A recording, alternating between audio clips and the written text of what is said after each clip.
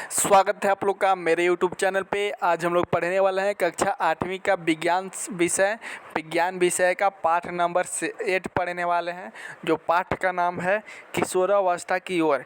किशोरावस्था की ओर से आज हम लोग ऑब्जेक्टिव क्वेश्चन यानी कि MCQ क्वेश्चन पढ़ने वाले हैं।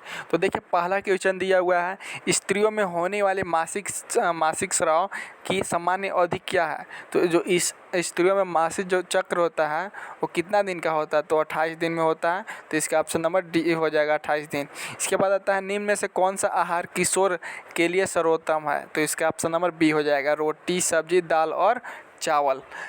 इसके बाद आता है नेक्स्ट क्वेश्चन, देखिए, कितने उम्र तक को शैशव अवस्था कहा जाता है। तो शैशव अवस्था 0 से 5 साल के बीच जो भी होता है उसको बोलते हैं कि वो सारे लोग जो है क्या में है, शैशव अवस्था में है। इसके बाद आता है, यौन आरंभ की उम्र क्या होती है। तो इसका ऑप्शन नंबर ए हो जाएगा, 10 to 12 वर्ष, यानी कि 10 से 12 साल में ही यौन आरंभ स्टार्ट हो जाती है। इसके बाद आता है, इनमें से कौन सा परिवर्तन यौन आरंभ के दौरान नहीं होता है। तो इसका ऑप्शन नंबर डी हो जाएगा, इनमें से कोई नहीं। तो देखिए, जब आरंभ होगा तो उस समय है शारीरिक लंबाई में वृद्धि नहीं होती है, वृद्धि भी होती है लैंगिक गुणों का विकास, एडम्स एप्पल का दिखना। तो ये सारा जो है होता है।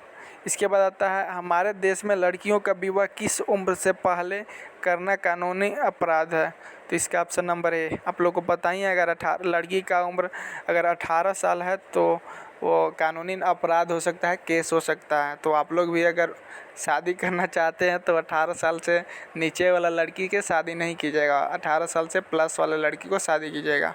इसके बाद आता है नेक्स्ट क्वेश्चन, जन्म लेने वाले शिशु के लिंग निर्धारण के लिए जिम्मेवार कोशिका की संरचना को क्या कहते हैं।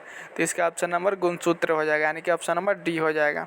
इसके बाद आता है, मनुष्य की कोशिका के केंद्रक में कितने जोड़े गुणसूत्र होते हैं। तो इसका ऑप्शन नंबर बी हो जाएगा, यानी कि 23 जोड़े जो है गुणसूत्र होते हैं। इसके बाद आता है, निम्नलिखित में कौन सा गुणसूत्र शिशु का लिंग निर्धारण करता है। तो इसका ऑप्शन नंबर बी हो जाएगा, एक्स एंड वाई। इसके बाद आता है, ऋतुस्राव कितने दिनों के अंतराल पे होता है। तो ऋतुस्राव जो होता है वो 28 से 30 दिनों के अंतराल में होता है। इसके बाद आता है, स्त्रियों में जनन युग का प्रारंभ वह समय होता है। तो इसका ऑप्शन नंबर ए हो जाएगा, जब ऋतुस्राव प्रारंभ होता है। इसके बाद होता है, हार्मोन क्या होता है। तो हार्मोन एक तरह से रासायनिक पदार्थ है। तो इसका ऑप्शन नंबर बी हो जाएगा। इसके बाद आता है, वृषण द्वारा स्रावित होने वाला हार्मोन क्या है। तो इसका ऑप्शन नंबर ए हो जाएगा, टेस्टोस्टेरोन। इसके बाद आता है, निम्न में से कौन सा मादा हार्मोन है। तो मादा हार्मोन जो है एस्ट्रोजन होता है। इसके बाद अगला क्वेश्चन है, निम्न में से कौन सा नर हार्मोन है। तो नर हार्मोन जो है टेस्टोस्टेरोन है। नर हार्मोन टेस्टोस्टेरोन है और मादा हार्मोन एस्ट्रोजन है। ये दो याद कर लीजिएगा आप लोग।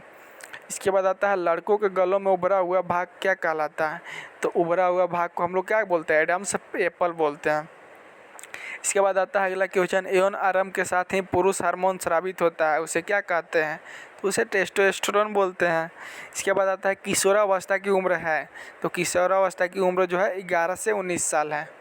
इसके बाद आता है, इंसुलिन की कमी के कारण होता है। तो इंसुलिन की कमी के कारण क्या होता है, मधुमेह एक रोग है, वही हो जाता है। इसके बाद देखिए लास्ट क्वेश्चन है, पीड़ित व्यक्ति से स्वस्थ व्यक्ति में एड्स कैसे फैलता है। तो इसका ऑप्शन नंबर डी हो जाएगा, खून चढ़ाने से पीड़ित व्यक्ति जो है उससे स्वस्थ व्यक्ति में भी एड्स फैल सकता है। तो इस पे आज मैं आप लोग को 20 ऑब्जेक्टिव क्वेश्चन बताया, अच्छा से पढ़ लीजिएगा इसको। तो चलिए आज के लिए इतना ही, मिलते हैं एक और मज़ेदार वीडियो में। तब तक के लिए जय हिंद, वंदे मातरम।